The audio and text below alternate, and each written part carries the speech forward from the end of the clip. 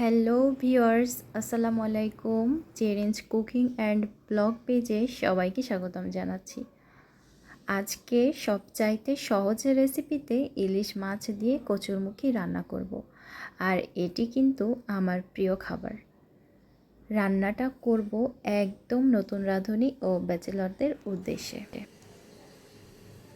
রান্নাটা করার জন্য এখানে নিয়েছি ইলিশ মাছ আর নিয়েছি কচুরমুখী হাফ কেজির মতো। কচুরমুখীগুলোকে প্রথমে সুন্দর মতো কেটে ধুয়ে এখানে ক্লিন করে নিয়েছি। এবার পুরো রান্নাটা শুরু করব। চুলায় দিয়েছি প্যান, তারপর প্যানটা গরম হয়ে গেলে রেগুলার অয়েল দিয়ে নিয়েছি। আর এখন দিয়ে দিচ্ছি 1 কাপের মতো পেঁয়াজ কুচি। এ পর্যায়ে পেঁয়াজ কুচিগুলোকে হালকা বাদামি রং করে আমি ভেজে নিব।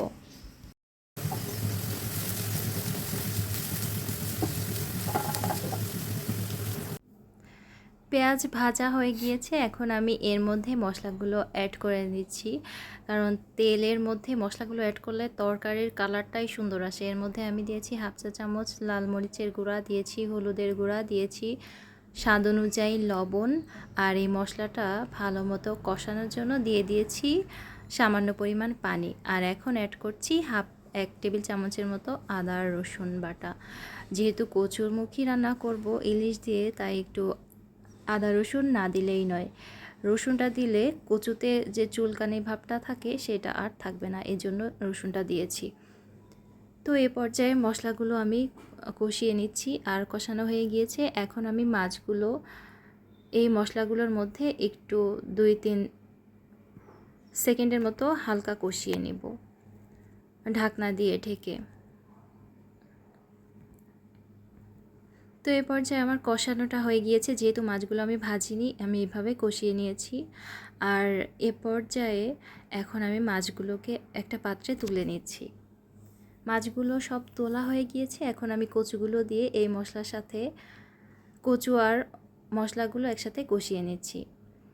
এই তো এখন ঢাকনা দিয়ে আমি 2-3 মিনিটের মতো কচুগুলো সেদ্ধ করে নেব আর কষিয়ে নেব।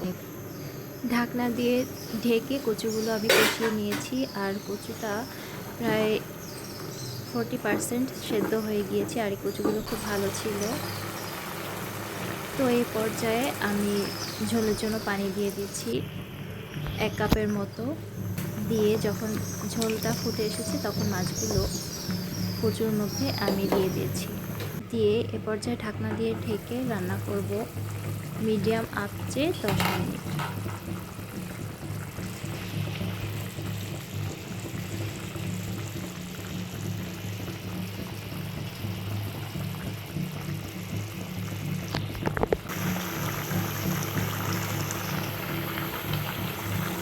ইলিশ আর কচুর সিজনটা কিন্তু একই সময়ে, তো এর স্বাদটা কিন্তু সবাই জানেন। তো ভিউয়ার্স, এ পর্যায়ে আমার রান্নাটা একদম রেডি। গরম গরম ভাতের সাথে এই তরকারি যে খেতে কতটা মজার, তো যারা খেয়েছেন তারা তো ভালোই জানেন। তো ভিউয়ার্স, আমার রেসিপিগুলো যদি আপনাদের ভালো লেগে থাকে, তাহলে অবশ্যই আমার চ্যানেলটি সাবস্ক্রাইব করে সবসময় আমার পাশে থাকবেন। তাহলে আজকের মতো বিদায় নিচ্ছি। সবাই অনেক বেশি ভালো থাকবেন, সুস্থ থাকবেন। খোদা হাফেজ।